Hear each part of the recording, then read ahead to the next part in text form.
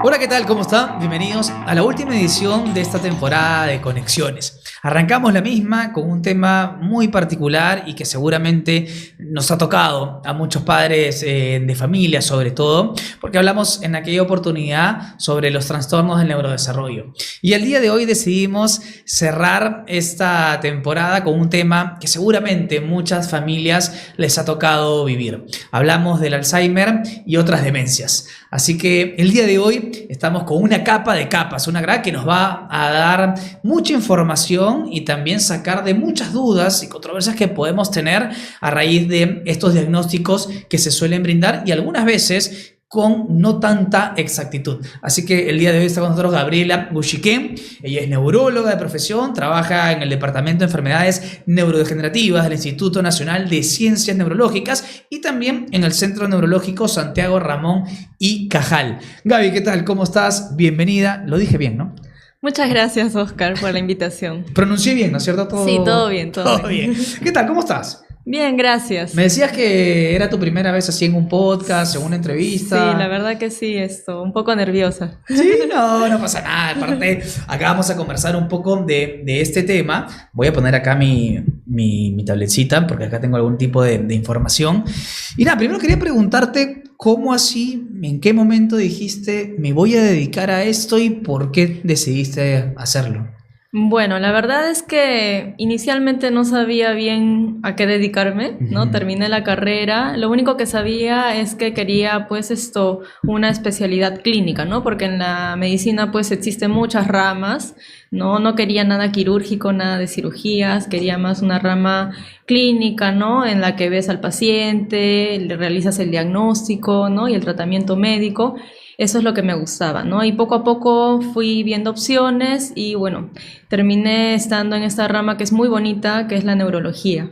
Eso te iba a decir, pero creo que en estos últimos años no sé si se ha desarrollado más o en todo caso se ha hablado mucho más de la neurología. Es así, ¿no? ¿Y a qué se debe esto? Bueno, probablemente porque pues existen muchas enfermedades que antes no se conocían, ¿no? Okay. Y probablemente se están haciendo cada vez más conocidas a través también de las redes sociales, ¿no? Claro. Ahora, ¿hace cuánto más o menos te dedicas a esto? Bueno, yo terminé la especialidad de neurología en el 2021. Okay, entonces, desde ahí es donde me dedico. ¿Y qué son las cosas habituales que ves en el trabajo? Bueno, en el Instituto Nacional de Ciencias Neurológicas, que es conocido como el Hospital Mogrovejo, yo trabajo en un área particular que es en el Departamento de Enfermedades Neurodegenerativas y de Trastornos del Movimiento. Entonces, las enfermedades que más vemos ahí son enfermedades como, por ejemplo, la enfermedad de Parkinson. Es una de las enfermedades que más vemos. Parkinsonismos atípicos también, que son enfermedades similares al Parkinson, ¿no? Pero que son distintos, ¿sí? También vemos demencias, ¿no? Como el tema que vamos a tocar hoy, la enfermedad de Alzheimer y otro tipo de demencias. Claro. Yo la verdad que hace un tiempo pensaba que la demencia senil era una cosa y el Alzheimer era otra cosa, que tenían de repente algún tipo de relación o de repente estos síntomas similares, pero que eran cosas diferentes. Pero leyendo un poco más es como que uno es el género, el otro es la especie. Más o menos nos puedes ayudar a entender cómo viene eso. Claro, mira, la demencia en general, ¿no? El término demencia es un término general para varios tipos de enfermedades, ¿no? Dentro de las demencias existen varios tipos de demencias. Dentro de ellas, la enfermedad de Alzheimer es la demencia más frecuente y más conocida de lejos, ¿no? Y luego existen otros tipos de demencia, ¿no? Como la demencia frontotemporal, por ejemplo, ¿no? La que se le ha diagnosticado al actor Bruce Willis, ¿no? También tenemos la demencia con cuerpos de Lewy, que es la demencia que tenía el actor Robin Williams, ¿no? Y también existen otras demencias como las demencias vasculares. Ahora, el término demencia senil de por sí es un término que ya no se usa, que está en desuso, ¿Desde cuándo ya no se usa? Porque creo que lo usé hasta la semana pasada.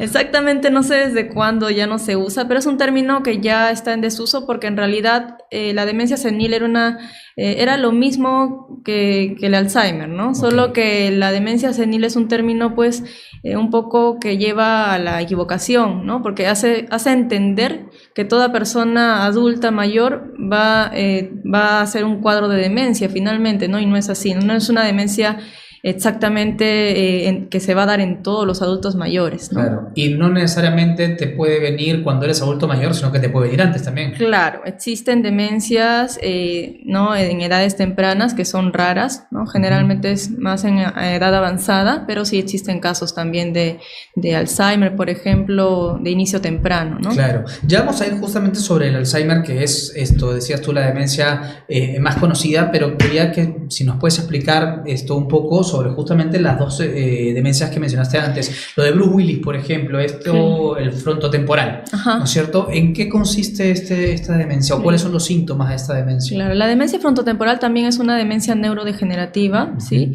Que a diferencia de la demencia en la enfermedad de Alzheimer, por ejemplo, afecta más la conducta, ¿no? Empieza con problemas de trastornos de conducta, alteración de conducta, la persona empieza a comportarse distinto, a tener de repente conductas desinhibidas, ¿no?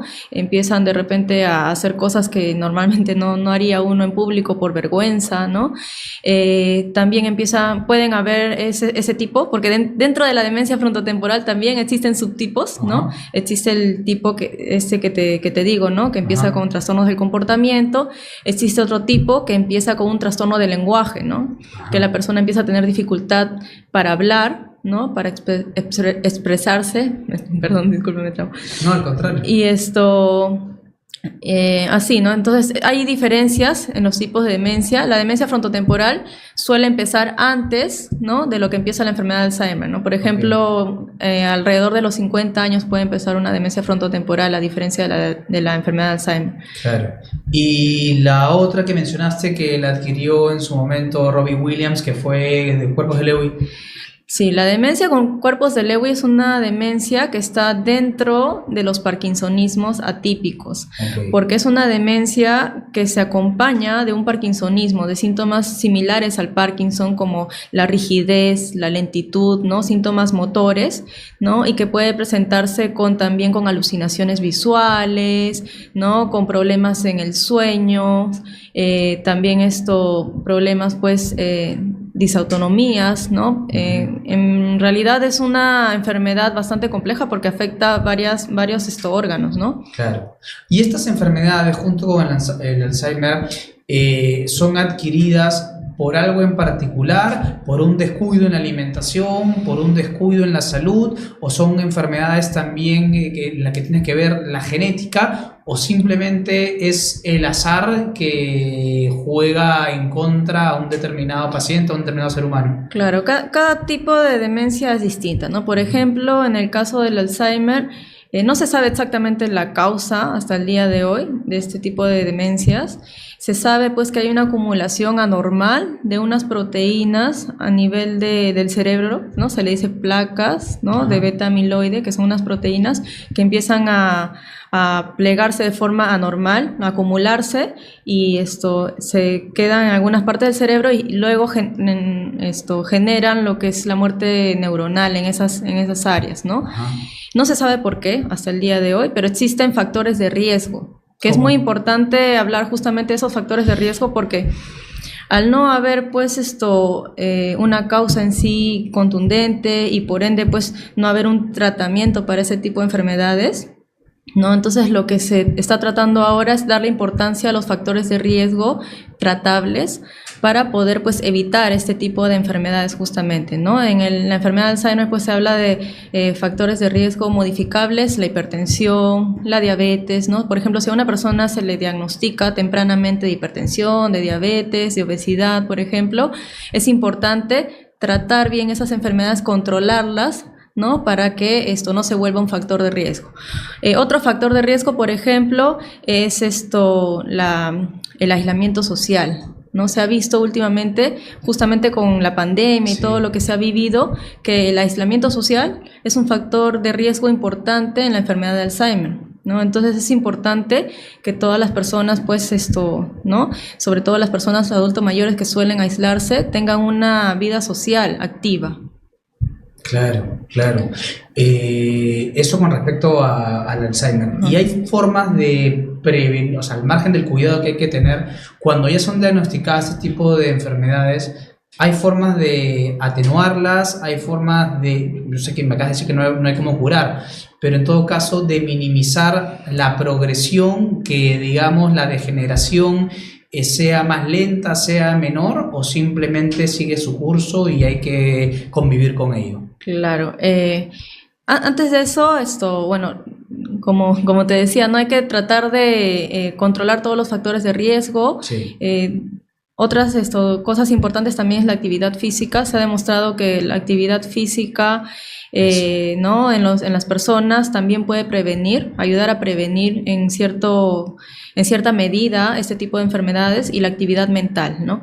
Es muy importante tratar de estar aprendiendo constantemente, ya sea pues de niños, de adultos, de adolescentes, de adultos mayores, ¿no? Es importante siempre seguir aprendiendo cosas nuevas, mantener pues nuestra mente activa, como se dice, claro, ¿no? Para poder pues tener mayor reserva, ¿no? Reserva cognitiva. Eso claro, es lo que le llamamos la reserva cognitiva, porque si es que nadie está libre, ¿no? A mí me puede dar, por ejemplo, en algún momento la enfermedad, pero mientras más reserva cognitiva yo tenga, la progresión también va a ser más lenta, por así decirlo, ¿no? Bueno, ahora, como son temas que ocurren a nivel cerebral, ojo que yo acá pregunto desde la ignorancia, el desconocimiento, algo que puede despertar la demencia o contribuir con un deterioro a nivel neurológico, ¿puede ser algún golpe?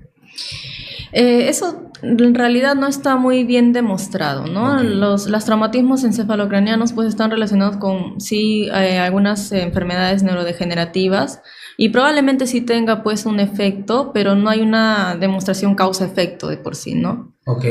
Y en relación a las isquemias, y acá toco este tema porque también se habla mucho del ACV, sí puede tener... bueno, primero expliquemos, explica, yo no, a la gente qué son las isquemias, y después si es que un golpe o golpes pueden contribuir a que se plasmen las isquemias en el cerebro.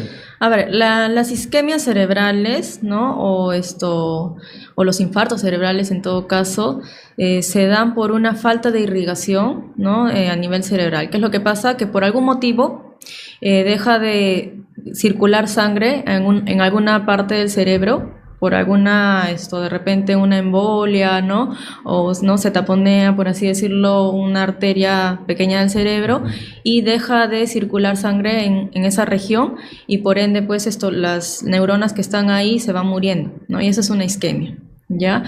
La isquemia de por sí se puede generar por factores de riesgo como la hipertensión arterial, por eso es importante el control de la presión arterial cuando uno es hipertenso, ¿sí? Tomar los medicamentos siempre, ir a sus controles, ¿no? Tener pues las presiones dentro de lo normal. Otro factor de riesgo es la diabetes, por eso también te mencionaba que es importante controlar, si uno es diabético, tomar la medicación a las horas, controlar la dieta, hacer los chequeos, pues al menos yo creo que cada 3 meses hay que estar chequeando cómo están las glucosas, y todo eso es importante para evitar las isquemias. Otra causa de infarto cerebral también son las arritmias cardíacas, como la fibrilación auricular. Entonces, en caso de que una persona tenga estas isquemias o infartos cerebrales, siempre es importante pues hacer una evaluación por cardiología de todas maneras. Ahora, este tema, ¿no? Los infartos cerebrales, la isquemia cerebral, está también relacionada a las demencias, porque existen demencias que son de tipo vasculares, ¿no? Que son otro tipo de demencias, no son de tipo neurodegenerativas, sino son de tipo vasculares, secundario a estas isquemias, ¿no? Ahora, estas demencias no se dan por un infarto grande, brusco, ¿no? Sino son isquemias que se van a dar de a pocos, por así decirlo, ¿no? Poco a poco se van taponeando algunas arterias, van a haber isquemias pequeñas que se van acumulando y eso sí puede generar una demencia a largo plazo. Ahora, me hablabas justamente de estos factores de riesgo y acá te pregunto si es que, por ejemplo, en deportes como el box o en deportes como la MMA o el vale todo, deportes como el fútbol americano o simplemente